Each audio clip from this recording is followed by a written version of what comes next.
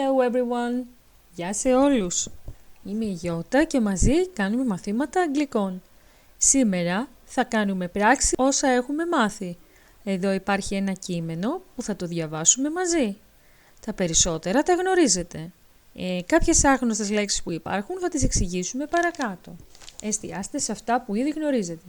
Θα διαβάσω μια φορά το κείμενο εγώ όλο στα αγγλικά, μετά θα εξηγήσουμε τι φαινόμενα περιέχει από αυτά που έχουμε μάθει και μετά θα το πούμε μία πρόταση. Οι κόκκινες εδώ είναι οι προτάσεις που θα είναι τα αγγλικά και θα κάνω και τη μετάφραση. Όταν θα λέω την κόκκινη πρόταση θα επαναλαμβάνετε κι εσείς. Είστε έτοιμοι? My family and my day. Hello, my name is Anna. I'm 10 years old and I live in a small town. This is my family. My father's name is John and my mother's name is Mary.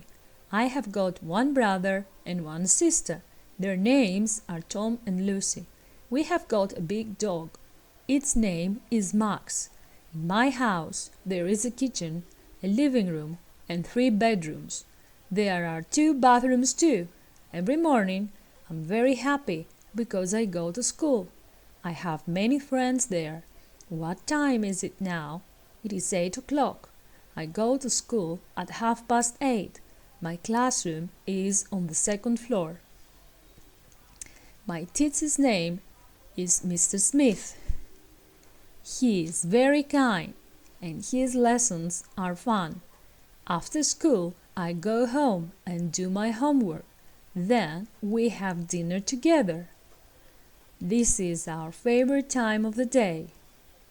Όπως είδατε, αυτό το κείμενο περιέχει προσωπικές εντονυμίες, I, you, he, she, it, we, they, κτητικές εντονυμίες και επίθετα, my, your, his, her, its, our, their, γενική κτητική, my father's name, my teacher's name, ρήμα to be, I am, he is, it is, ρήμα have got, I have got, we have got, there is, there are, φράσεις που έχουμε μάθει, έχει αριθμούς 10, 2, 3, έχει ερωτηματική λέξη, what time is it, έχει την ώρα που μάθαμε, 8 o'clock, 8:30 και έχει και τακτικό αριθμό, second floor, δεύτερος όροφος, έχει και πληθυντικό αριθμό, bedrooms, friends, lessons.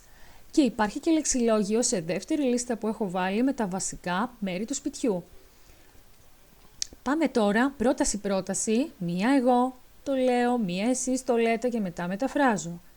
My family and my day. Η οικογένειά μου και η μέρα μου. Hello, my name is Anna. Γεια σου, με λένε Άννα. I'm 10 years old and I live in a small town. Είμαι 10 χρονών και μένω σε μια μικρή πόλη. This is my family. Αυτή είναι η οικογένειά μου. My father's name is John and my mother's name is Mary.